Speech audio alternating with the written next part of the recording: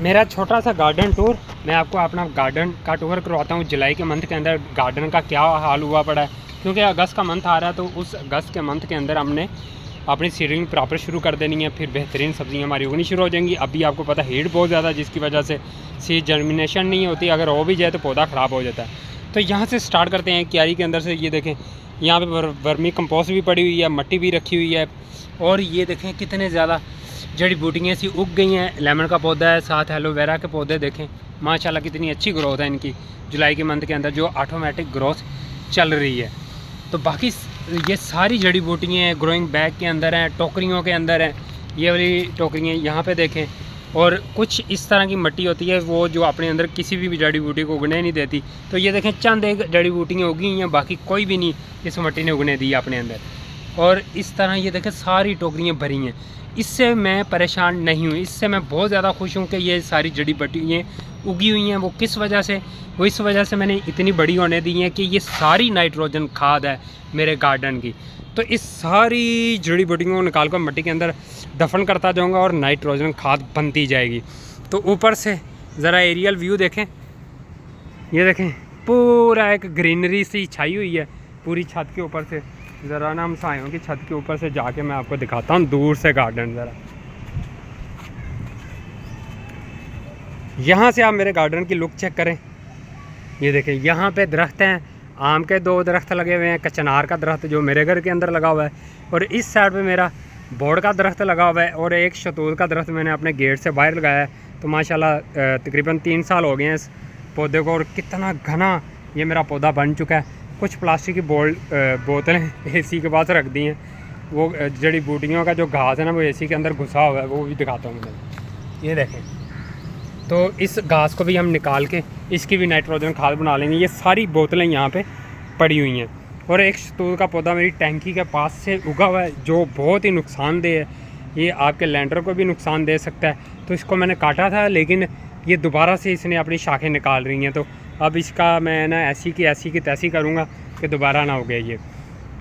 और इधर अगर आएँ तो एक मुर्गियों के लिए खुड्डा बनाया था मुर्गियाँ रखने के लिए, ऑर्गेनिक मुर्गियाँ, तो वो अभी तक प्रोसीजर ही नहीं शुरू हो सका।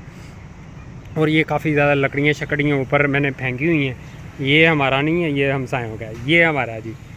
तो इस लकड़ियों को भी काट वाट के इसकी भी खाद बना देंगे हम। और यहाँ से टप पंखे का जो छिक्का सा होता है उसके अंदर मिट्टी, प्लास्टिक की बोतलों के अंदर, प्लास्टिक की बाल्टियों के अंदर, गमलों के अंदर, हर चीज़ के अंदर मैंने मिट्टी डाली हुई है। हर चीज़ के अंदर मैं पौधे लगाता हूँ। तो अभी जुलाई का मंथ के अंदर ये हाल होता है आपके गार्डन का। तो गार्डन के अंदर चलते हैं। यहाँ पे ये देखें, इसके अंदर मैंने बारिश का पानी स्टोर किया हुआ है, क्योंकि जुलाई का मंथ एंड होने वाला है। तो अगस्त में फिर बारिशें थोड़ी सी कम होना शुरू हो जाती हैं। बारिशें ज़्यादा भी हो जाती हैं, लेकिन कम होना शुरू हो जाती है उनकी मिकदार। तो वो पानी तब स्टोर किया है ताकि जब बारिशें ना हो तो बारिश का पानी दूँ। बारिश के पानी से पौधे की ग्रोथ बहुत अच्छी रहती है। गाड़ी के टायर भी हमने नहीं छोड़े, और ये ब्रेड वाली टोकरी भी नहीं छोड़ी। ये जो ब्रेड सेल करते हैं लोग, वो वाली टोकरी है। ये दादी अम्मा का जो पेटी है, मेरी दादी अम्मा की रियल, ये मेरी दादी की पेटी थी। और इस मेरी दादी इस पेटी के अंदर वो रखती थी गुलकंद। उस गुलकंद को निकाल के हमारी दादी ने जब खाती थी तो सारे बच्चे इकट्ठे हो जाते थे, दादी जी मैंने भी खाना है, मैंने भी खाना है। तो वो बहुत ही मज़ेदार होता था। गुलाब के फूल होते हैं, उसका वो गुलकंद बनता है। तो बहुत ज़्यादा दोस्तों को पता होगा उसके बारे में, गुलकंद क्या होता है। तो आज भी हमें याद है, लेकिन दादी अम्मा की पेटी मेरे पास आज भी मौजूद है। तो ये पेटी के अंदर बहुत ज़्यादा मेरी दादी छोटी छोटी चीज़ें रखती थी, और छोटी सी एक ताली लगा के रखती थी ताकि बच्चे ये खोले ना। और इस साइड पे आ जाए, ये सारी टोकरियाँ मैंने रखी हुई हैं। और यहाँ पे देसी बैंगन के पौधे वो लगे हुए हैं जो घास के अंदर छुपे हुए हैं बेचारे। देसी बैंगन के पौधे इतना अच्छा फल आप नहीं लेके आते। यहाँ पे मैंने हाइब्रिड वैरायटी लगाई, इसके अंदर बैंगन लगे हुए, मैं आपको दिखाता हूँ ज़रा। ये देखें ना, पौधे के अंदर कैमरा लेके चलते हैं। एक बैंगन ये है, एक बैंगन ये लगा हुआ, एक बैंगन ये लगा हुआ, एक बैंगन ये लगा हुआ, 2 बैंगन इसके साथ ही लगे हुए हैं, और इधर कोई लगा हुआ है, इधर एक बैंगन ये लगा हुआ है जी। ये देखें, ये अच्छे बीज की क्वालिटी ये होती है कि आपको इतनी ज़्यादा मेहनत भी नहीं करनी पड़ती, ऑर्गेनिक खादों के अंदर ही ये पौधा बहुत अच्छा सर्वाइव कर जाता है। यहाँ पे तोरी का बेल लगाई है। तोरी की बेल जुलाई के मंथ के अंदर इस वजह से जल्दी अपने ऊपर फूल नहीं लाती, क्योंकि बारिशें होती हैं, बारिशों के पानी के अंदर नाइट्रोजन होती है, नाइट्रोजन की वजह से पौधा बढ़ता रहता है। जब एक स्टेज तक ये चला जाता है तब पीछे से फूल निकालना शुरू कर देता है। तो इसलिए आपने परेशान नहीं होना, ये बारिशों की वजह से इनकी लेंथ बढ़ती रहती है। तो आई होप आपको इस बात की समझ लगी होगी। एक मैंने यहाँ पे बोतल लटकाई हुई है जो तोरी की बेलों ने अपने अंदर छुपा ली है। तो गार्डन का ज़रा ना ये भी बारिश का पानी पड़ा हुआ है, ओपन नहीं रखना, वरना ये जो बारिश का पानी इसके अंदर मच्छर पैदा होना शुरू हो जाएगा। तो आपने मच्छर पैदा होने नहीं देना। ये उठा के मैं ये क्यारियों में डाल देता हूँ, इस वजह से पड़ा हुआ है। ये वो लेके आया था मैं जालियाँ जहाँ पे मुर्गियाँ रखनी थी, रखी भी हैं। 4 थी हमारे पास, 5 मुर्गियाँ थी, तो वो 5 हमने ज़िबा करके खाई। ओह क्या मज़े का उनका गोश्त था। तो यहाँ पे ये जितने भी दरख्तों के पत्ते ये यहाँ पे पड़े हैं, ये आस्ता आस्ता गलना शुरू हो जाते हैं। इसके नीचे ना अच्छी खासी खाद बनकर तैयार हो चुकी है। ज़रा मैं आपको दिखाता हूँ। यहाँ पे ये देखें, ये सारे पत्ते मेरे गल चुके हैं यहाँ पे। तो ये सारी खाद, पत्तों वाली खाद, और ये वर्मी कंपोस्ट का एक बैग यहाँ पड़ा हुआ है।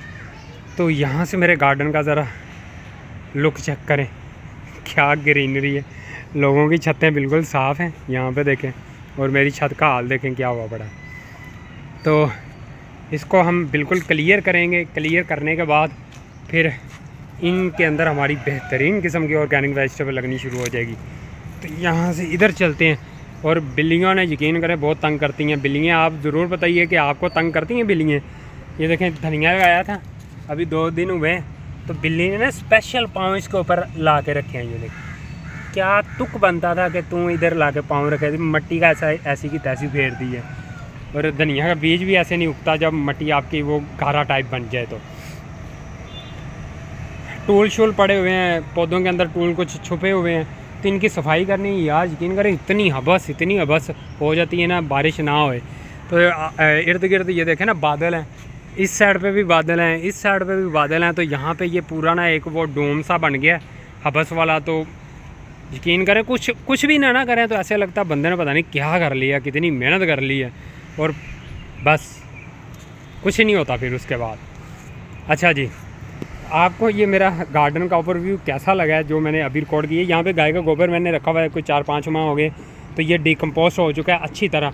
अब ये बेहतरीन खाद है पौधों को देने के लिए। तो ये नए पौधों के लिए रखी हुई है, इसी तरह वर्मी कंपोस्ट भी नए पौधों के लिए रखी हुई है, इसी तरह बारिश का पानी नए पौधों के लिए रखा हुआ है जो हमने सीडलिंग करनी है और नए पौधे आने हैं।